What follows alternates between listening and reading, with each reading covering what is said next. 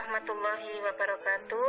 Alhamdulillahirrabbilalamin. Ayah bunda yang kami hormati dan anak-anakku sekalian yang kami sayangi, bagaimana kabarnya hari ini? Mudah-mudahan kalian tetap sehat, semangat, menjaga kebersihan, dan tetap melaksanakan sholat dan mengaji. Nah, kali ini kita akan belajar PKN kerjasama dalam permainan tradisional. Nah, sebelum kita belajar contoh-contoh permainan tradisional dan manfaatnya, kita akan belajar dulu apa sih manfaat kerjasama.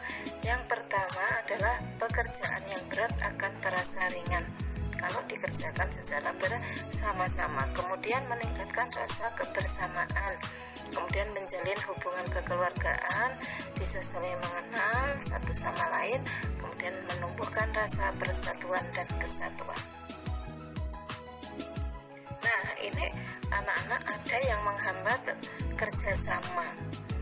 Bagaimana bisa menghambat kerjasama kalau peran dan tanggung jawab itu tidak jelas? Misalnya perannya si A, kalau kita mau membersihkan kelas, membersihkan apa, peran si B apa, yang C apa, itu harus jelas. Contohnya si A dikasih peran sebagai membersihkan kelas, menyapu misalkan, si B nanti bagian ngepelnya, kemudian yang C bagian menata meja kursinya, kemudian ada yang membersihkan jendelanya. Itu namanya diberi peran dan harus tanggung jawab. Nah, ini peran jelas dan melaksanakannya dengan tanggung jawab, itu nanti akan ada manfaatnya.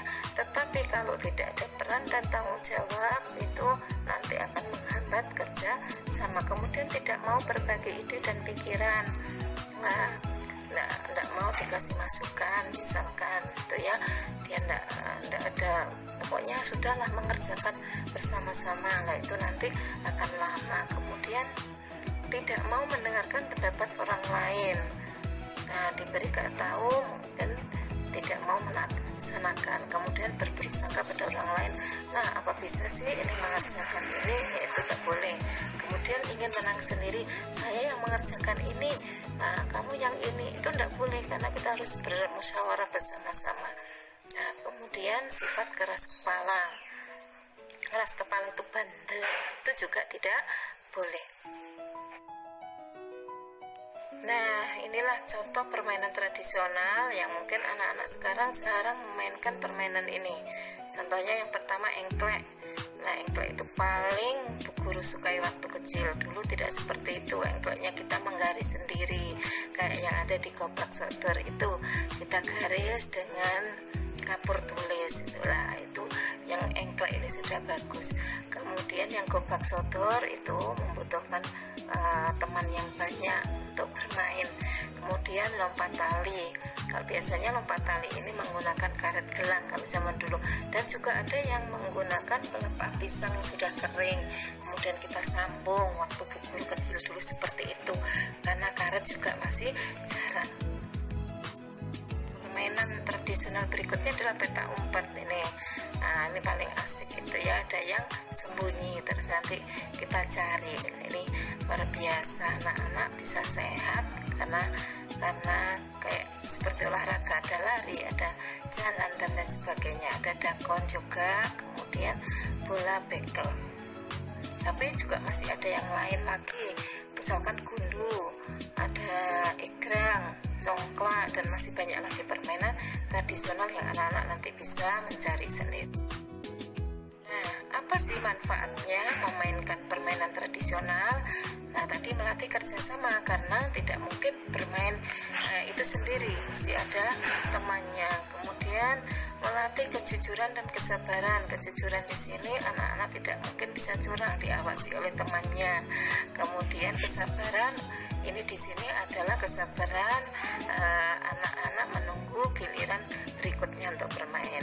Kemudian upaya melestarikan budaya bangsa yang saat ini sudah agak jarang ada yang memainkan permainan tradisional. Artinya kita harus melestarikan, itu maksudnya adalah memperkenalkan kembali permainan tradisional yang ada di lingkungan kita. Kemudian bermain sambil berolahraga. Tadi anak-anak sudah lihat gambarnya, ada yang berolahraga, ada yang sambil berlari itu ya, kalau petak umpet maupun gobak sodor. Kemudian kalau yang engklek itu kan kekuatan otot kaki ya di situ ya. Nah, itu semuanya menggunakan anggota badan kita. Tidak hanya duduk, kalau duduk itu tidak sehat. Seperti anak-anak sekarang itu banyak bermain lewat HP, main game, kemudian nonton televisi. Itu tidak sehat. Bermainnya juga di dalam rumah, tidak kena sinar matahari, tidak gerak. Nah, ini kalau kita bermain permainan tradisional itu kayak sambil olahraga. Nah, ini pentingnya anak-anak nanti bisa bermain permainan tradisional. Nah, bagaimana cara melestarikannya?